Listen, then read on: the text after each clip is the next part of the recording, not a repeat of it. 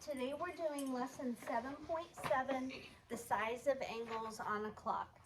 So on page 35, we looked at some angles and wrote down and shared what we noticed and wondered about those angles.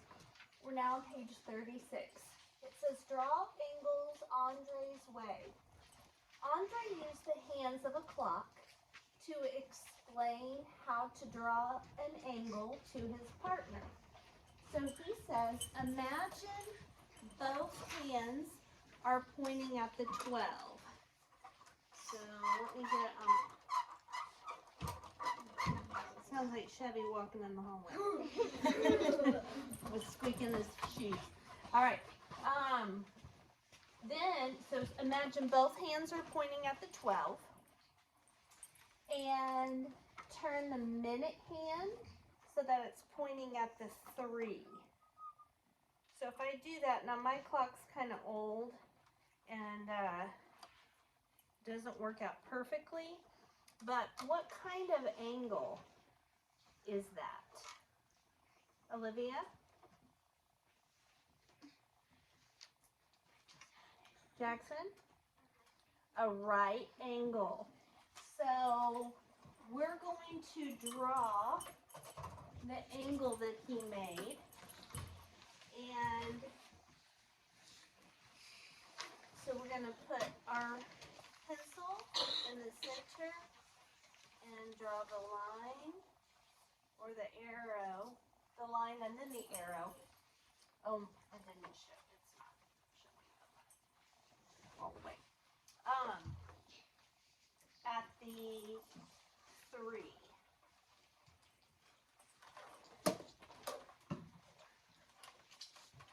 Okay, let me see.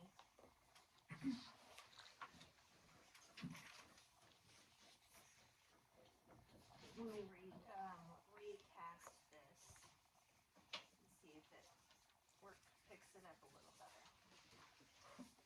Okay, see the little arrow tip. All right, there we go. So if we draw, we have drawn Andre's angle on the clock. If we draw it down here, we're going to go straight down and over. And if you are trying to draw a right angle, sometimes it's kind of hard. So what we do to show that you're intending for that to be a right angle is put a little box in the corner. So that means that this is a right angle. Even if I kind of mess up and make it too big or too small, if I put that box in the corner, then it's showing a right angle. Does that make sense? You need a hard surface. Okay. What is another way to describe how to draw the same angle using the clock? So what I'm going to have you guys write on this one is Andre's angle is a right angle. The minute hand, so another way that we could show a right angle on a clock would be to have one of the hands pointing at the top and one pointing at the 9, right? Yep. So that's also a right angle. So scooch it up. Put your feet up down. You can sit like that when you're doing your work, but for now, I want you to look. Okay. Andre's angle is a right angle. The minute hand can point at the 9 and the hour hand can point at the 12.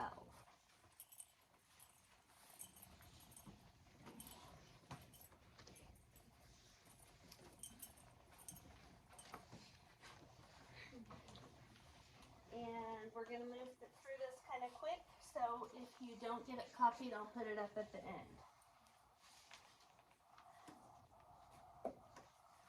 Okay, on the next one, the next page, it's giving us some different angles, and it wants us to look at what time would show on the clock to make that angle. So the first one, does that look like the first angle? Yeah.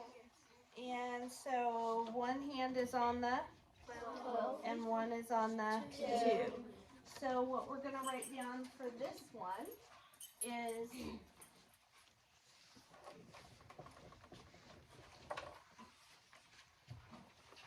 one hand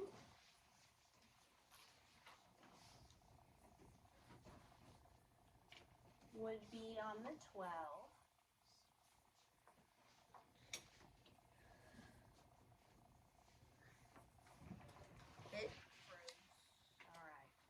One hand would be on the 12 and the other on the 2.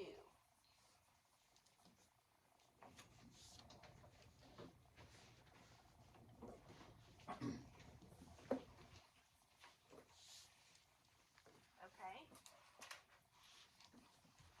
What about if we had an angle that looked like B?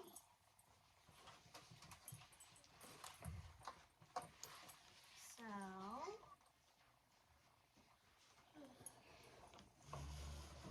what do you think? That look like it? Yeah. Okay, so one hand on the 12 and one on the 4. Okay, so that's what you're going to write now.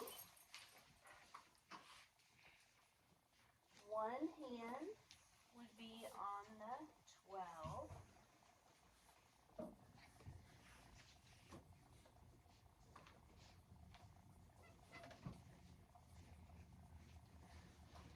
And the other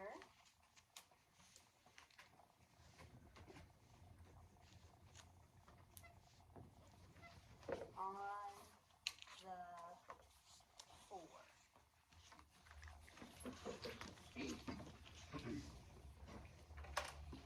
And then Finally, one that's on the 12.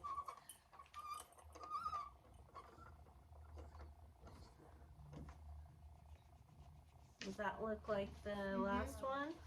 Yeah. Okay. And like I said, this clock's kind of old. One hand on the 10 and the other on the 4. 4.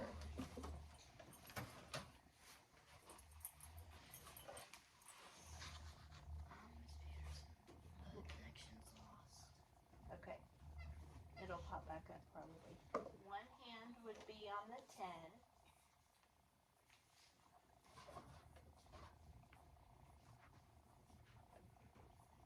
And the other on the 4. One hand would be on the 10. And the other on the 4. And we're writing the exact same thing that we've written on all of them, except changing the numbers. Okay, I'll put it back up. I've been having trouble with it not getting a good connection today. Alright, let's see. Like this. Alright, here we go. So B and C answers are up there.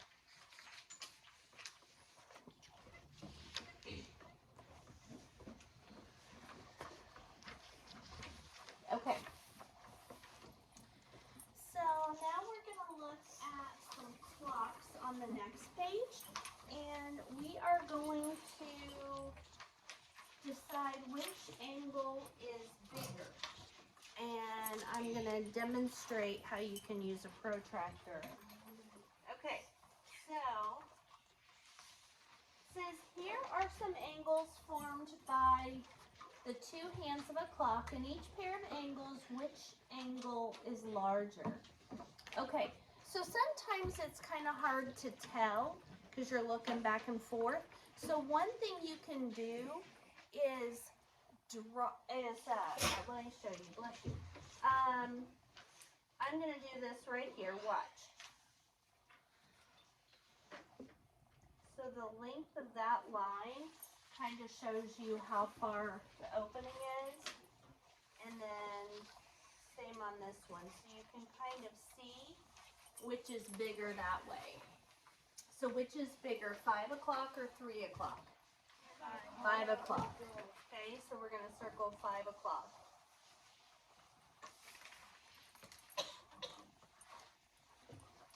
All right. On the next one, we have an angle that's this big and an angle that's this big. So which one is open wider? 115 or 120? 120.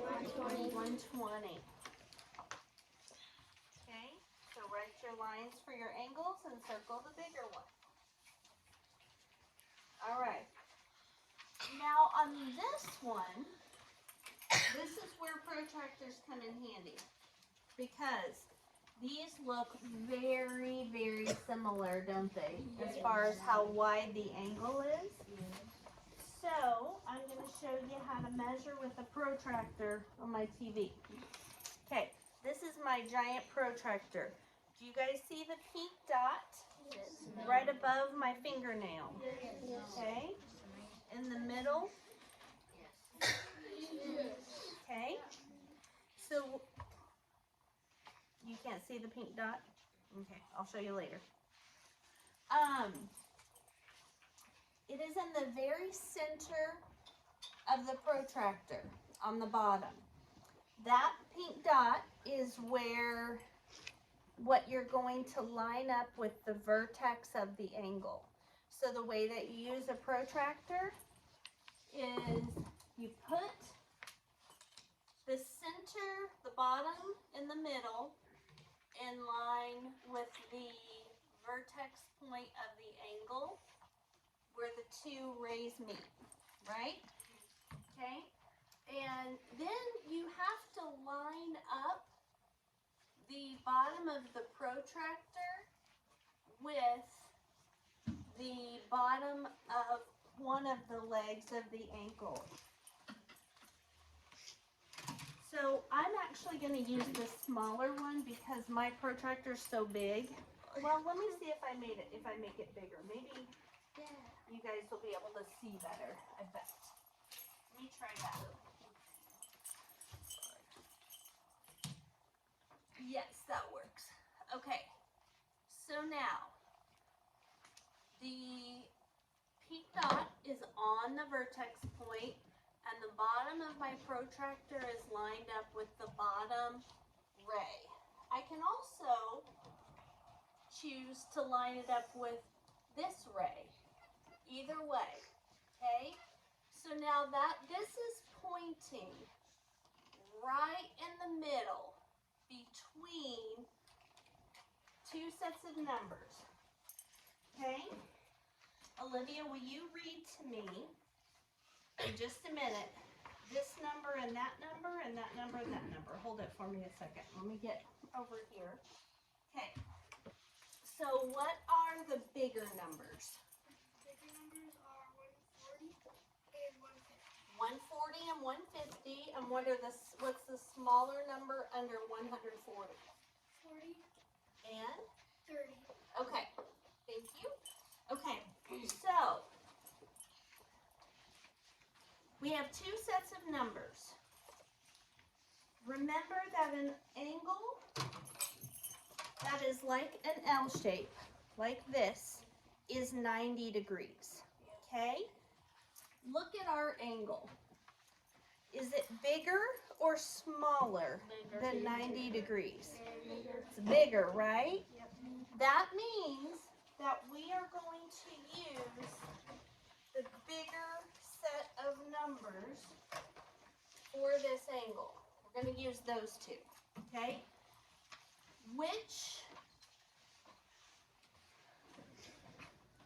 What number is between 140 and 150, Olivia? 145. 145. So right now, above this angle, I'm gonna have you write down 145 degrees. So 250 shows 145 degrees. Okay? Now let's go over to this other one. I'm gonna make it giant again so that we can see it.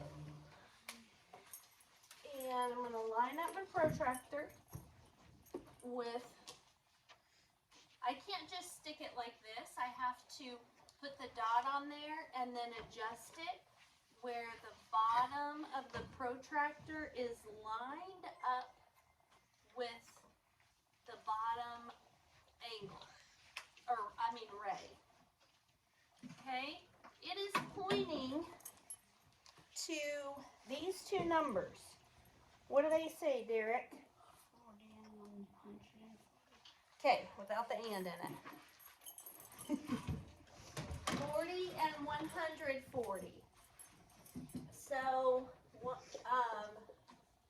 which number are we going to use, Jada? 140, right? Because this is a big wide angle, right? So, we're going to use that. So now, 1120, the angle is 140 degrees. So which one's bigger? What time? 250. 250 is bigger. Make sense? Yes. All right. Now we're going to go down to the next one. And again, they look pretty similar, don't they? Yeah. So are they more than 90 degrees or less than 90 degrees? Corbin? More. It's hard to tell sometimes, so let me show you what you can do. If you're not entirely sure, it's like I really can't tell.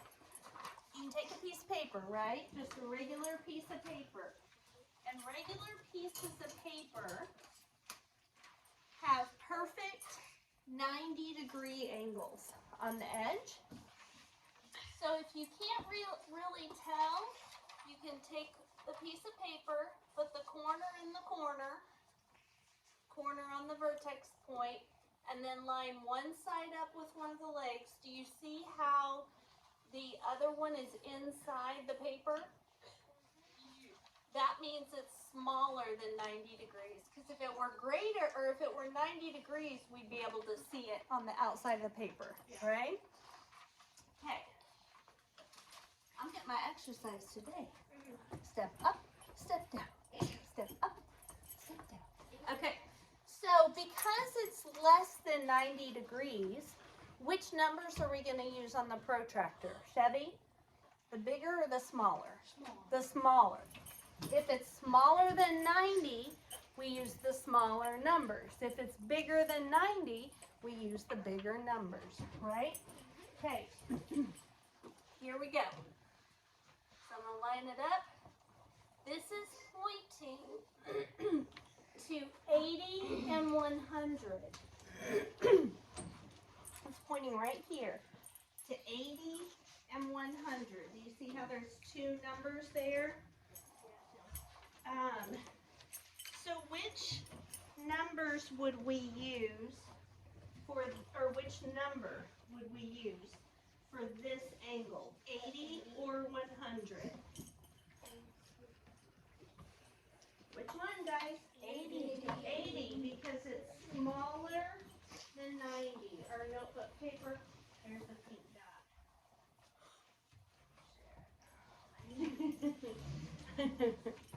Okay. So this angle is 80 degrees. And then for this one,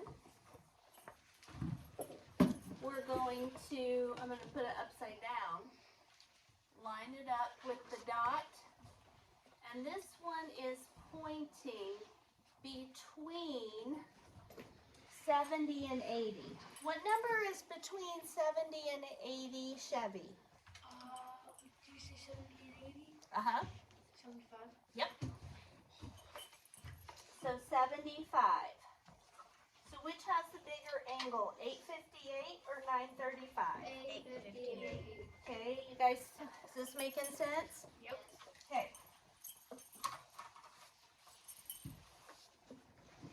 All right. This says how large is this angle? Describe its size in as many ways as you can. So the first way that we should describe it is in comparison to a right angle. So is this angle greater than or less than 90 degrees? Olivia? Greater than. So we're going to put greater than 90 degrees.